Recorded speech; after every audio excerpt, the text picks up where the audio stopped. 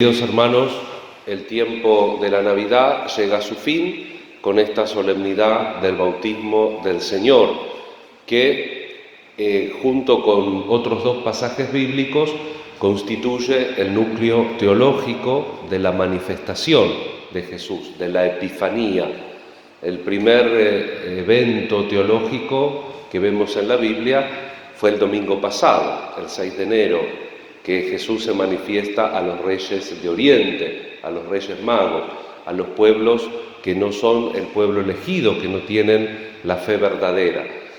Hoy se nos manifiesta en el Evangelio a su pueblo, al pueblo de Israel. El primer acto público de Jesús es hacer el mismo camino penitencial que todo el pueblo. Juan, como él mismo dice, bautiza un camino de penitencia, pero dice, viene otro al que no soy digno de desatarle la correa de las sandalias, que los bautizará en el fuego y en el Espíritu Santo. Primicia del Evangelio, anticipo de ese camino espiritual que nos lleva a la filiación, como dice San Pablo, a ser hijos en el Hijo para la gloria del Padre. Y en esa manifestación al pueblo suyo aparece la Trinidad, el Padre y el Espíritu Santo. Y Jesús, después movido por el Espíritu Santo, se va a ir al desierto a hacer esos 40 días de ayuno, de oración, de encuentro con el Señor para comenzar su misión. Tema que la liturgia la retoma el primer domingo de la Cuaresma, que nos queda un largo camino porque este año la Cuaresma cae tarde. Recién el 6 de marzo es miércoles de ceniza. Entonces vamos a retomar este seguimiento de los primeros pasos de la vida pública de Jesús.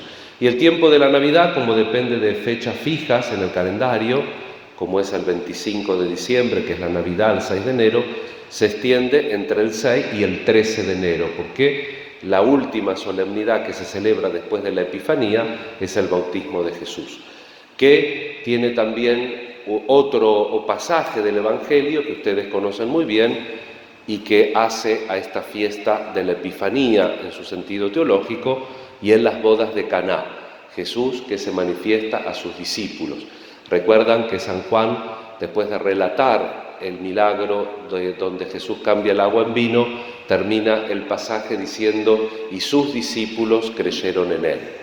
En la liturgia de las horas del día 6 de enero, la antífona del cántico evangélico a la tarde dice precisamente como un resumen de esto: hoy Jesús se manifiesta a los magos, hoy Jesús es bautizado en el Jordán, hoy Jesús cambia el agua en vino. Signo de la manifestación de Dios a todos los pueblos, a su pueblo Israel y a sus discípulos. Queridos hermanos, en el bautismo nosotros pertenecemos, estamos en la pila bautismal como injertados en Cristo y tenemos que durante nuestra vida desarrollar la filialidad con Dios. Y por lo tanto también, como nos recordaba toda esta semana la carta de San Juan, la fraternidad entre nosotros. Si uno dice que ama a Dios a quien no ve y no ama al prójimo a quien ve, ¿cómo es creíble esa actitud? Entonces tenemos que hacer el esfuerzo también de desarrollar, de crecer en nuestra filialidad. Cada año tenemos, este es el ciclo C, un evangelista que nos acompaña. Este año es San Lucas, y San Lucas tiene una particularidad que es muy sensible en mostrarnos los momentos donde Jesús ora, cuando Jesús hace largas noches de oración, o para elegir los discípulos, o cuando va al encuentro de las aguas, por las aguas caminando, antes estaba rezando.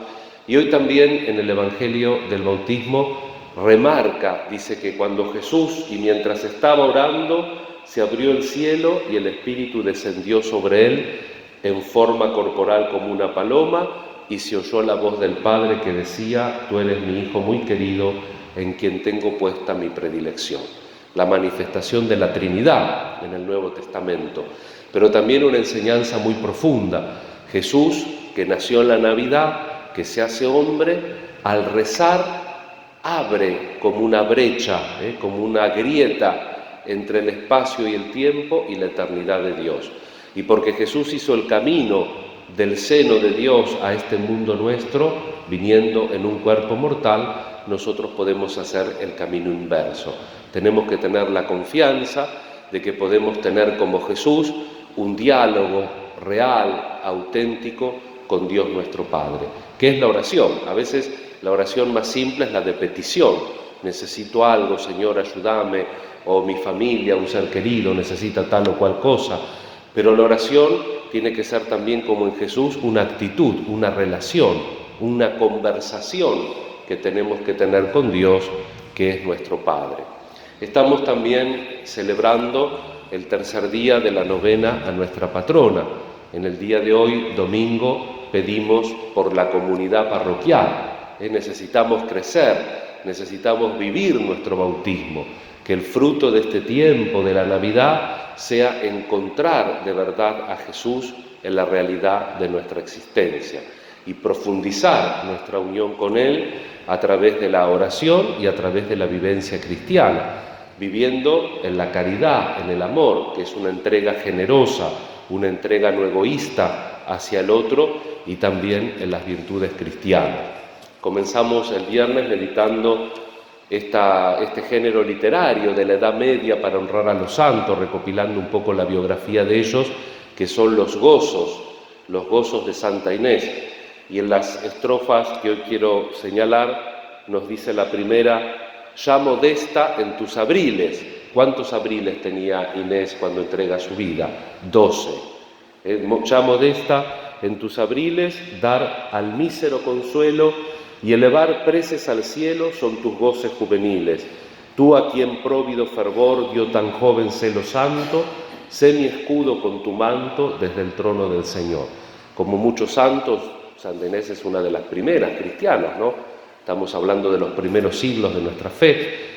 Muchos santos ya de chico tenían esa sensibilidad, inclusive mezclaban los valores del Evangelio con sus juegos, como inclusive lo recordamos en mucho para este lado, digamos así, los pastorcitos de Fátima, cuando iban a pastar las ovejas, muchos de los juegos consistían en cosas evangélicas.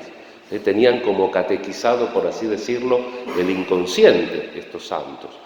Y la otra estrofa, que también nos muestra cómo va camino a ser valiente y entregar su vida por Cristo, dice: casta Inés, ¿cuál más tan bella que tu rostro al vergel humilla? ¿A cuál más espléndida estrella que sobre el Tíber brilla? Para dar a Dios tu amor, que otro amor te cause espanto, sé mi escudo con tu manto desde el trono del Señor. Solamente al Señor tenemos que dar el amor. Por supuesto que los santos lo hacen en un grado heroico, pero nosotros también tenemos la capacidad y podemos progresar, porque cuando uno vive el auténtico amor, uno a veces experimenta una renuncia, pero eso da plenitud y sentido a la vida, porque nunca unos brazos hicieron tanto por la humanidad como cuando estuvieron clavados en la cruz, que fueron los brazos de Cristo, que se entregó totalmente al Padre y a nosotros por un auténtico amor. Eso imitan los santos y eso también tenemos que hacer nosotros en la medida que queremos vivir en profundidad nuestro bautismo. Recemos por todas nuestras intenciones, especialmente por la de la novena hoy, pidamos por nuestra comunidad parroquial, por los que participan y por aquellos que también están alejados, para que Dios nos toque el corazón y nos regale una abundante bendición. Que así sea.